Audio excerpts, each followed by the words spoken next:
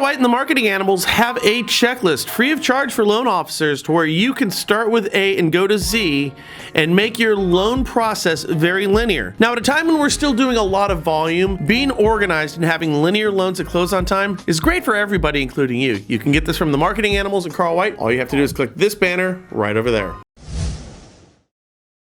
Now, did you know from the second quarter of 2020 to the third quarter of 2020, the total number of homes in negative equity decreased by 6.9% to 1.6 million homes, or 3% of all mortgaged properties? Now, don't you find that odd that there are still homes that are underwater? Now, on this graph, the 3% is represented by the 6 sets of bars that are on the right-hand side. Those are the little tiny bars. Now, this is interesting. The national aggregate value of negative equity was approximately $283.3 billion at the end of the third quarter of 2020. Now negative equity was at $304.7 billion in the third quarter of 2019. So over the year, we've gained $1 trillion in actual equity, yet those properties with negative equity only saw their numbers drop by 20 billion bucks. In other words, homes that are underwater are not realizing the same level of appreciation as every other home in our country, or 97% are, and 3% of our nation's properties are homes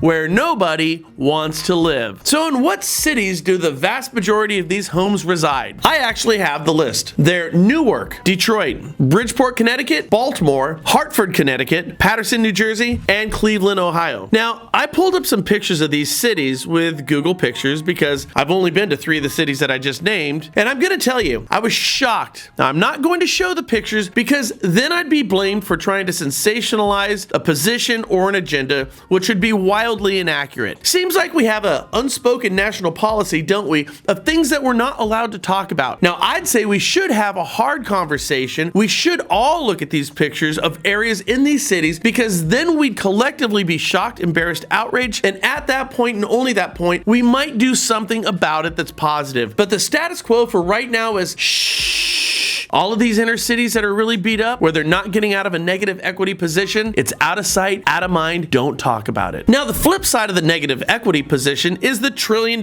in untapped equity that we've gained over the past year. Homes with loans to value between 50 and 75% saw the greatest gains in equity, the top being homes with LTVs between 60 and 65%. Nationally, they saw an increase of nearly 10% year over. Why? Because neighborhoods where people have lots of money have low loan to values, and those neighborhoods are desirable neighborhoods, so equity positions increase, whereas those negative equity homes that saw little movement, well, they're broke people in broke neighborhoods where people want to move out of, not into. In other words, those with lots of cash gained more in equity and got cash than those without cash. They got hosed. Surprised? Not really. Now, one last point on this. You might have noticed that the cities that are struggling the most are in the Midwest to the east.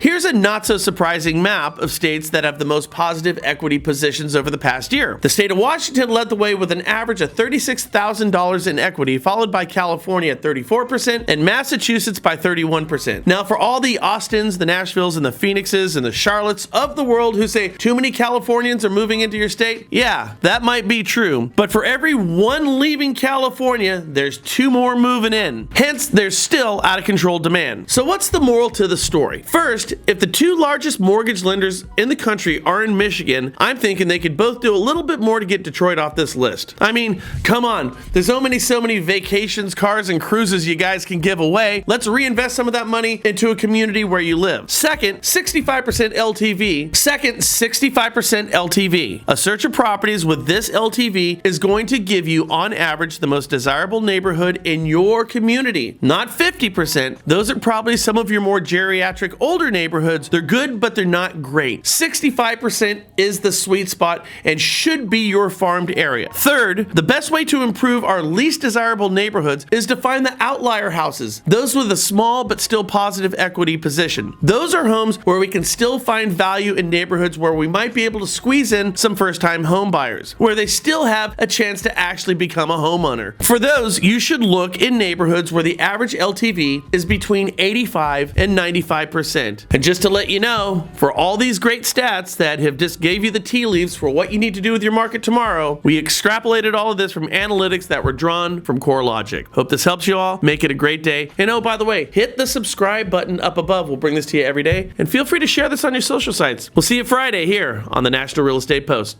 Make it a great day.